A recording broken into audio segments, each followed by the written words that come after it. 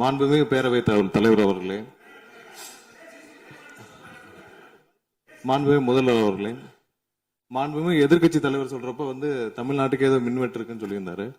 நாங்கள் ஒவ்வொரு நாளும் தமிழ்நாட்டில் எங்கெங்க எதனால மின்வெட்டு விழுதுன்னு நம்ம பப்ளிஷ் பண்ணிட்டே வரோம், டேஷ்போர்ட் பப்ளிஷ் பண்ணிட்டே வரோம்.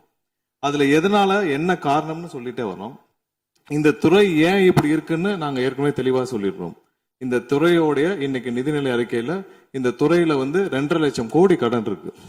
அது இல்லாமல் இந்த துறையில எந்தவித இன்ஃப்ராஸ்ட்ரக்சர் டெவலப்மெண்ட்டும் இவங்க கடந்த 5 ஆண்டுகள் 15 ஆண்டுகள் செய்யப்படவில்லை. இது சம்பந்தமாக விரிவான வெள்ளை அறிக்கை விரைவில் வெளியிடப்படும் நம்ம ஏற்கனவே சொல்லியிருக்கோம்.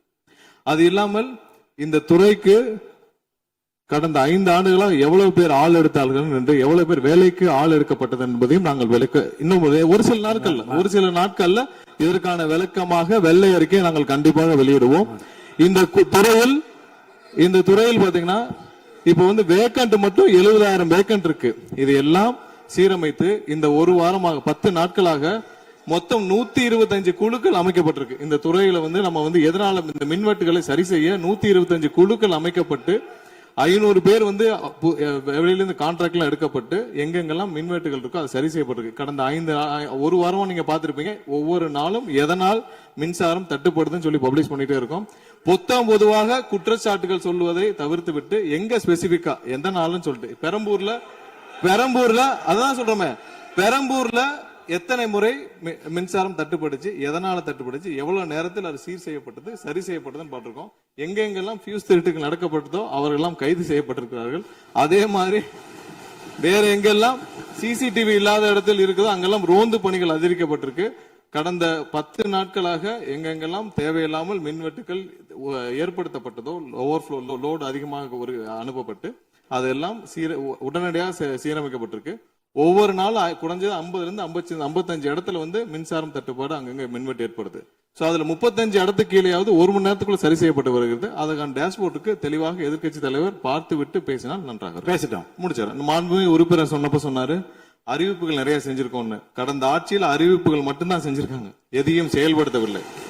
அது இல்லாமல் அவர் சொல்லி இருக்கிறார், நாங்கள் அது சம்பந்தமாக வெள்ளை அறிக்கை 2 நாள்ல வெளியிடுவோம், நீங்க அமைதியா இருக்கலாம், 2 நாள்ல அது சம்பந்தம் வெளியிடுவோம்.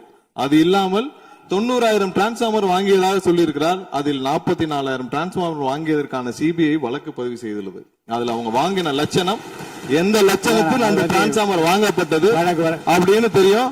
அது இல்லாமல் அதற்கு முன்னால் இருந்த மின்சாரத்துறை அமைச்சர் அங்கே அமைதியா உட்கார்ந்து இருக்கிறார்.